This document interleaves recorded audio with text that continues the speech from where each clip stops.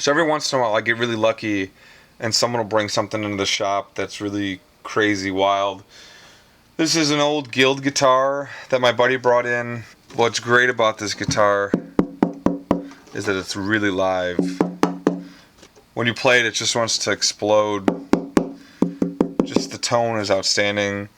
So we were playing around with some leather dyes, and we wanted to get it darker like the neck. So get it more of a brown. And the binding needs to be cleaned up here. So what I'm going to do is I'm going to sand the top with a contour sanding pad. Get all the fine swirls out on the back and on the sides. I'll put some dark brown Angelus leather dye on this. Scrape the binding and then put a couple coats of true oil on this. And this should sound outstanding. A little dirty. Got some scratches here and there. The scratches here I may actually fill in with some filler. Put some super glue. Make sure they don't open up anymore. It doesn't feel like it. But just an amazing sounding guitar. Really, really want to hear this thing strung up. Just needs a little bit of TLC. Alright, then we're going to use some super glue to fill this crack. It's actually a crack, and we got this Loctite 602 glue. It's like an epoxy and super glue in one. Really like it. So we'll fill it. We'll take a razor blade, scrape it away, make sure I don't have too much sitting around, just more sanding later. And then we'll come back with the sanding pad and the sander, and I've got 320 grit sandpaper here on the contour sanding pad. And we're just going to go over the body slowly and sand this off. Really would have liked to have a station to clamp this down. This is actually a much bigger guitar than I'm used to.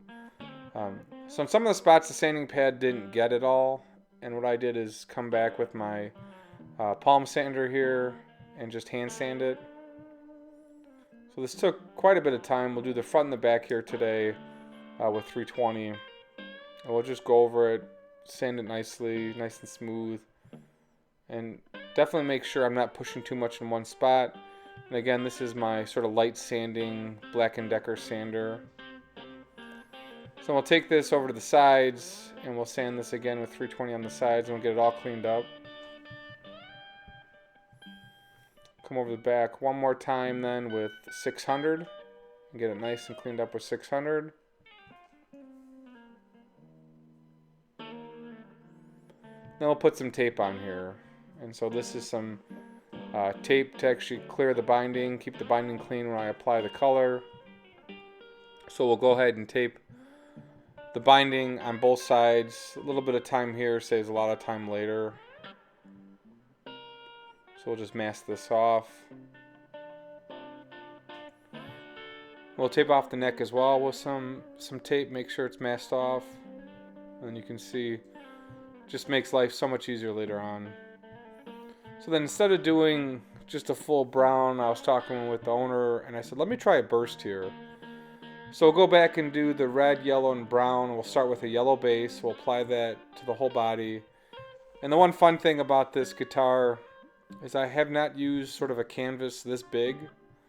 So the strokes and what I've been used to on a small Tele guitar body just has a slightly different feel on a large acoustic. So we'll come back then with the dark brown and we'll start layering in the dark brown. So we'll go with a yellow base first, straight from the bottle, apply a nice yellow base, and then I'll come back with the dark brown and we'll just feather it in, and this is that feathering motion. And we'll just start applying it to the full body. And we'll do that teardrop shape. So come from the neck and fade it back down. So this is now that yellow rag, sort of fading it all in. Come back again with the brown, a lot heavier this time. And we'll take the yellow and fade it in. And I'll come back with the Angelus red leather dye and come straight out of the bottle right onto the body. And again, this is that fading motion and just fading it in. So we'll do the red, and then we came back with the brown rag, faded it in. We'll come back with a little bit of yellow and just fade it on the outside.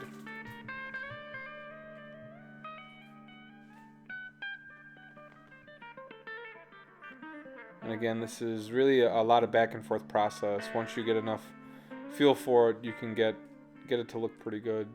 So we'll get the corners up by the neck. We'll come back with some red again.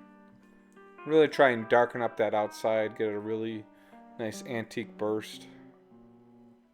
So I think these are my three favorite colors, are the red, yellow, and dark brown. And then what we'll do is we'll take the yellow rag and sort of bring up the colors. So then on the sides, I decided to do a little bit of a different mix. I took 50% of the dark brown and 50% of the red, and I'm going to apply that on the sides here. And we'll cover both sides, and then we'll do the back in the same color scheme, and I do it a little bit differently. So we'll get a dark red color on the sides, and then in the next video here I'll show you how I do the back as well. So thanks for watching the video, guys. We'll finish applying the dark red here, and we'll go ahead and work on the back and the finish in the next video here.